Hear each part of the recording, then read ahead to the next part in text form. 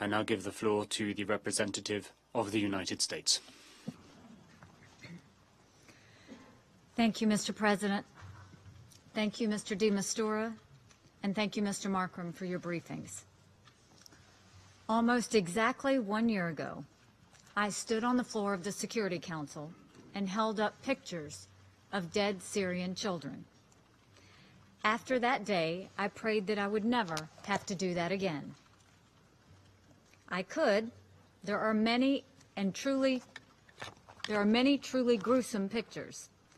Many of us have worked hard to ensure that one day we would not have to see images of babies gassed to death in Syria. But the day we prayed would never come has come again. Chemical weapons have once again been used on Syrian men, women, and children. And once again, the Security Council is meeting in response. This time, I'm not going to hold up pictures of victims. I could. There are many, and they are gruesome. Worse are the videos imprinted in our minds that no one should ever have to see. I could hold up pictures of babies lying dead next to their mothers, brothers and sisters, toddlers and infants still in diapers, all lying together, dead. Their skin is the ashen blue that is now tragically familiar from chemical weapon scenes. Their eyes are open and lifeless, white foam bubbles from their mouths and noses. Pictures of dead Syrians who are not soldiers, people who are not armed, people who are the very definition of innocent and non-threatening, women and children hiding in basements from a renewed assault by Bashar al-Assad, families that were hiding underground to escape Assad's conventional bombs and artillery. But the basements that Syrian families thought would shelter them from conventional bombs were the worst place to be when chemical weapons fell from the sky. And Saturday evening, the basements of Douma became their tombs. It's impossible to know for certain how many have died because of access to Douma is cut off by Assad's forces. But dozens are dead that we know of, and hundreds are wounded. I could hold up pictures of survivors, children with burning eyes, choking for breath. I could hold up pictures of first responders washing the chemicals off of the victims, putting respirators on the children. First responders walking through room after room of families lying motionless with babies still in the arms of their mothers and fathers. I could show pictures of a hospital attacked by the chemical weapons. I could show pictures of hospitals struck by barrel bombs following the chemical attack. Ambulances and rescue vehicles have been repeatedly attacked, maximizing the number of dead civilians. Civil defense centers have been attacked in order to paralyze the medical response, to increase the suffering of the survivors. Who does this? Only a monster does this. Only a monster targets civilians and then ensures that there are no ambulances to transfer the wounded, no hospitals to save their lives, no doctors or medicine to ease their pain. I could hold up pictures of all of this killing and suffering for the Council to see. But what would be the point? The monster who is responsible for these attacks has no conscience, not even to be shocked by pictures of dead children. The Russian regime, whose hands are all covered in the blood of Syrian children, cannot be ashamed by pictures of its victims. We've tried that before. We must not overlook Russia and Iran's roles in enabling the Assad regime's murderous destruction. Russia and Iran have military advisors at Assad's airfields and operation centers. Russian officials are on the ground helping direct the regime's Starve and Surrender campaign, and Iranian allied forces do much of the dirty work. When the Syrian military pummels civilians, they rely on the military hardware given by Russia.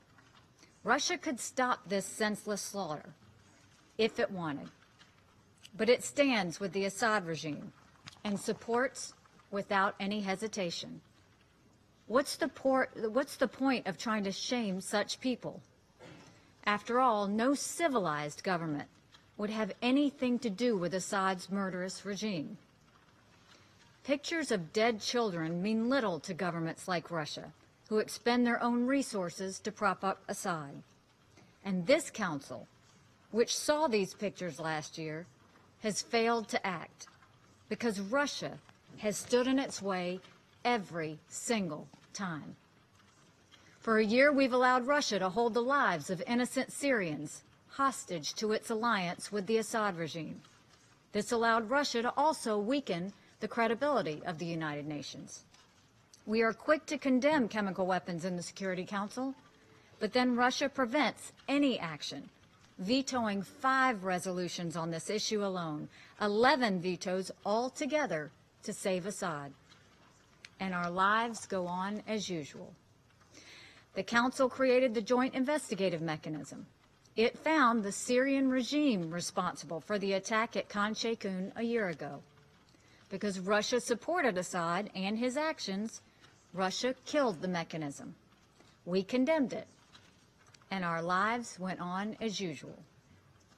We pushed for a ceasefire. The Council unanimously agreed, but it was immediately ignored by Russia and Assad.